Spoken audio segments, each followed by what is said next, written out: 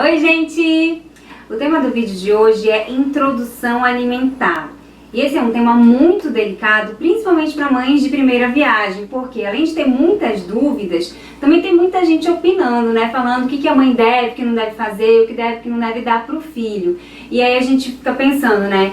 Quando a gente está nessa fase, o que dá para o nosso filho? O que oferecer? Como oferecer? Quando? De que forma? Eu já tenho um pouco de experiência, né, por ter 2 filhos, mas ainda tenho muitas dúvidas. E para tentar solucionar um pouco dessas minhas dúvidas, que eu imagino que também sejam as de vocês, eu chamei uma pessoa que, além de ser uma profissional muito competente e dedicada, também é um amor de pessoa, que é a nossa nutri querida Amanda Furtado.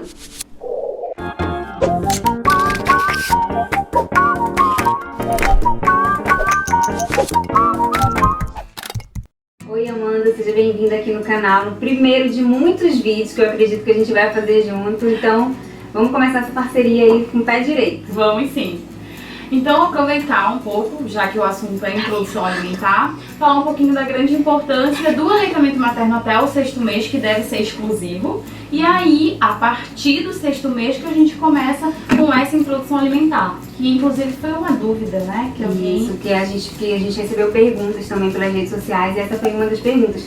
Quando iniciar a introdução alimentar? Porque tem gente que às vezes começa com 4 meses, com 5 meses. Eu te confesso que a do Enzo começou um pouco mais cedo, começou com 5 meses, perto de 5 meses, ele começou a comer as frutinhas raspadinhas. E porque ele já não mamava mais, ele largou meu peito. Então eu tive uma pouca produção de leite materno, eu não consegui produzir bastante, então ele acabou deixando. E aí eu tive que começar com 5 meses. Tem problema quando é assim? Muito então, mais cedo? É bem individual, porque cada caso ele é único, né? Por exemplo, seu caso, né, com baixa produção do aleitamento materno, você tinha a opção de esperar um pouco até o 6º mês, de introduzir, por exemplo, com fórmula, continuar de repente estimulando o aleitamento materno para ver se realmente tinha uma produção maior. Então, cada caso é um caso e é avaliado realmente diferente. Mas assim, a mãe que está amamentando, que não tem nenhuma intercorrência e que ela dá a fórmula às vezes, porque tem mães que amamentam, mas dão fórmulas. Tem mães que tiveram algum problema na amamentação e não chegam a dar o leite materno, mas acabam oferecendo a fórmula como opção. E aí, o ideal é até o 6º mês. Então, a partir do 6º mês, qual o que a gente deve fazer? Como a gente deve proceder? Exatamente. A partir do 6º mês? O ideal é assim, antes do 6º mês, então com 5 meses, 5 meses e meio, o ideal é 5 meses mesmo. Procurar já o profissional nutricionista, porque ele realmente que tem que estar ajudando, né, para a mãe entender todo esse processo. A mãe e o pai, que também é importante, é todo o ambiente familiar que vai fazer essa diferença na introdução alimentar da criança. Porque os hábitos, eles começam desde a infância. Então a gente tem que ter essa preocupação maior. Uma dúvida também que surgiu lá nas redes sociais é sobre a papinha, né? A sopinha, na verdade. Quando o bebê já começa na sopinha, como é que deve fazer? A gente deve cortar o que é mais indicado. Cortar bem miudinho, assim, bem pequenininho, ou amassar, ou passar no liquidificador. Qual seria a maneira assim, ideal, né, para que eles aprendam a comer melhor? Na realidade, Manu, existem hoje em dia métodos, né, que a gente pode aplicar para a introdução dessa criança. Um deles que está super assim alta é o método BLW, mas é importante dizer que cada criança é única. Não é qualquer criança que se aplica o método BLW. Então tem crianças que... por exemplo, eu tive muito medo de aplicar esse método, mas eu acho lindo. O método BLW exatamente é você ter esse contato com o alimento, né, de textura, de você pegar para a criança levar o alimento à boca, né, para ela começar. Só que tem mães que não aplicam porque não sabem, ou então porque não foram com um profissional, né, às vezes nem entendem do método, e também porque tem mãe que prefere utilizar por medo do reflexo de engasgo que acontece em algumas crianças. Então assim, fica com esse receio, né? Receio, né? Exatamente. Aí acaba... Mas tudo é treino, é prática, né? Porque assim, quando se aplica o método de BLW, o que a mãe tem que sempre estar, a criança com o adulto, né? De preferência a mãe e pai, principalmente esse início. Já no 6º mês dá pra fazer isso? Já, dá sim. Cedo, né? Dá sim. Não tem nenhuma contraindicação, inclusive a Sociedade Brasileira de Pediatria já recomenda. Uma pergunta que fizeram também é sobre o mingau. perguntaram bem assim, qual é o menos pior? Se é que existe menos pior, porque, Amanda, é meio difícil. Eu dei mingau para os meus 2 filhos, eles tomam, mas assim, não em grande quantidade. Mas eu dou, porque eles gostaram, porque foi uma opção que eu tinha ali na hora e acabei utilizando. Mas, então, eu sei que não é muito certo. O ideal é assim, é você prolongar o máximo que você puder ofertar mingau, tá? Mas assim... Melhor só o leite, então, se for Exatamente. Só que a partir dos 9, 10 meses pode até entrar com o mingau. Só que tem mingais que são específicos para criança, que são mais saudáveis, tá? Por exemplo, o mingau de aveia é uma opção bem legal, tá? Nada de farinha láctea, o Neston, que é o mais comum, o Silon, esses não são indicados. Nem o Vitalon, porque o Enzo teve um problema que ele teve alergia ao leite. Então eu utilizei o Vitalon, que foi o que deixou um pouco mais saboroso o leite, que ele tinha que tomar um leite chamado Pregomin. Sim. Então deixou um pouco mais saboroso e ele não continha traços de leite. Então foi uma opção que eu tive que aderir para que ele comesse um pouco melhor. Assim, nesses casos de alergias específicas, a gente tem que tomar cuidado o que é exatamente essa alergia, né? Então, assim, identificar se é alergia à proteína do leite, que realmente ele não pode consumir caseína, né? E também a lactose em si não pode, porque acaba inflamando e aí gera várias complicações. Então, o ideal, a aveia não tem, só que é o que a gente coloca adicionado. Agora, os outros geralmente tem a caseína, então lecitina de soja, então acaba sendo uma problemática. O mingau de banana da terra aqui também é super, assim, utilizado, às vezes as pessoas ficam com receio, é uma opção para criança. E o da marca Monama, que tem vários tipos de cereais integrais que são saudáveis, é indicado também. É super indicado, é muito melhor do que consumir esses outros. Agora sim, o que as pessoas às vezes falam, o porquê, né? A gente tem que também esclarecer o porquê que os outros mingais não pode. Quantidade muito grande de carboidrato, farinha como um todo. E aí o que a gente vê hoje em dia? A maioria das crianças se tornando diabéticas. Vamos então partir por mais perguntas aqui das redes sociais. Vamos ver. Amanda, a Monique Valente, que é minha amiga, perguntou 2 coisas aqui. Sobre aquela questão lá de amassar, peneirar no liquidificador e também uma dúvida que muita gente passa, que é o chocolate. Ela disse que o filho dela, quando vê um brigadeiro, ele fica, nossa, hipnotizado. O que ela deve fazer? Ele vai fazer 2 anos agora, esse mês.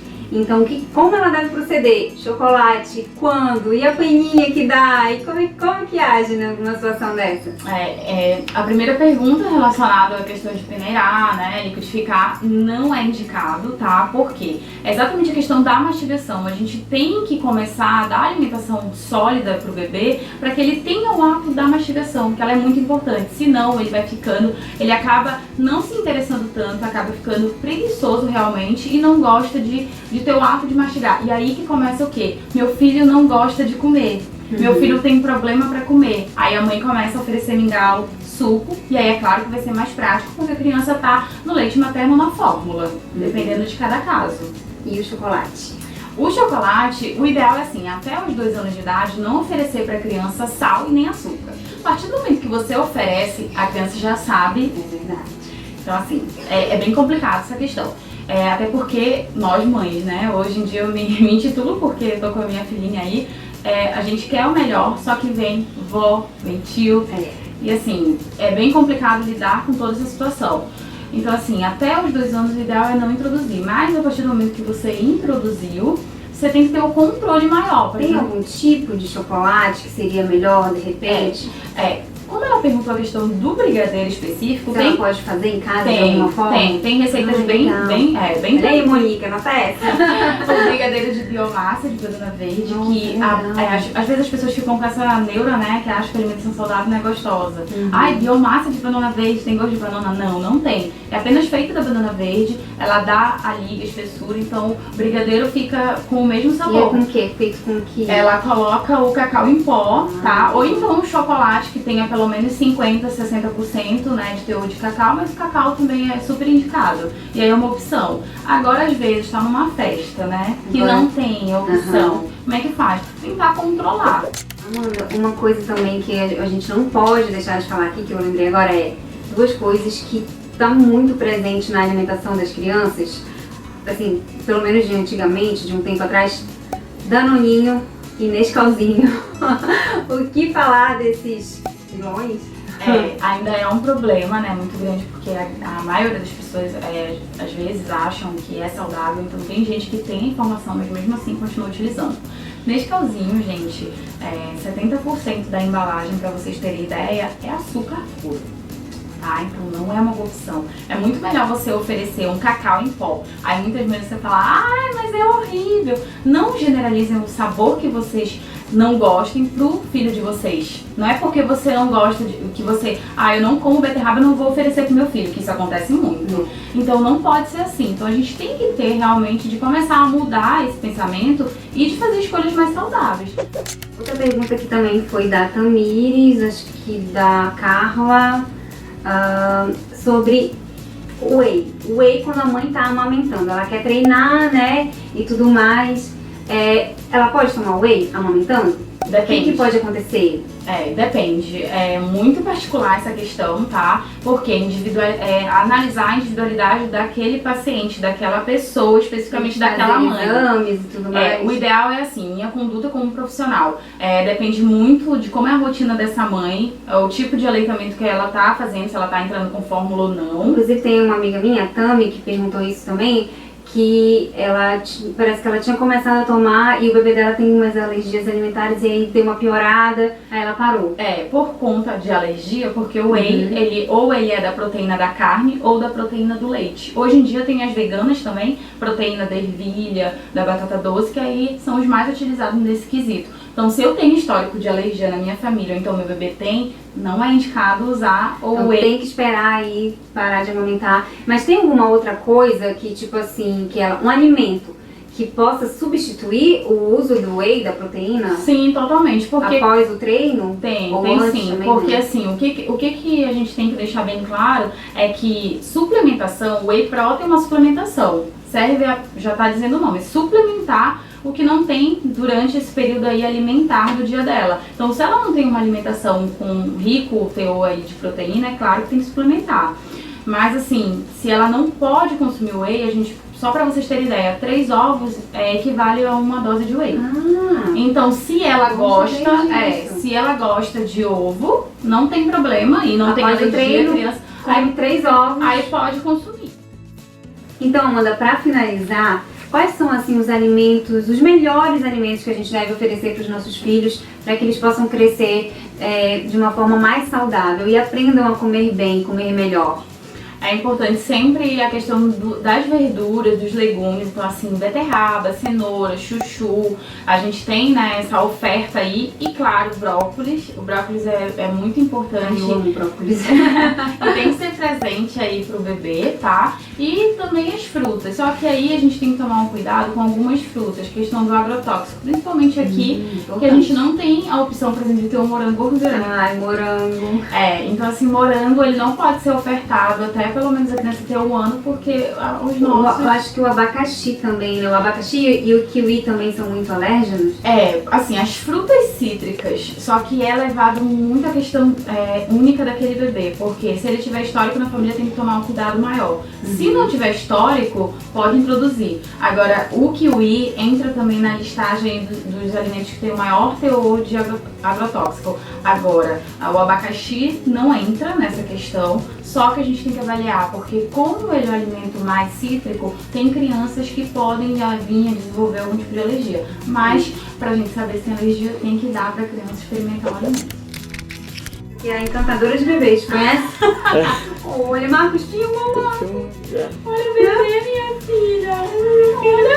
Olha o bebê, filha. Minha filha, cuidado. Olha aqui o bebê. Olha o bebê, filho. Olha. Linda, né?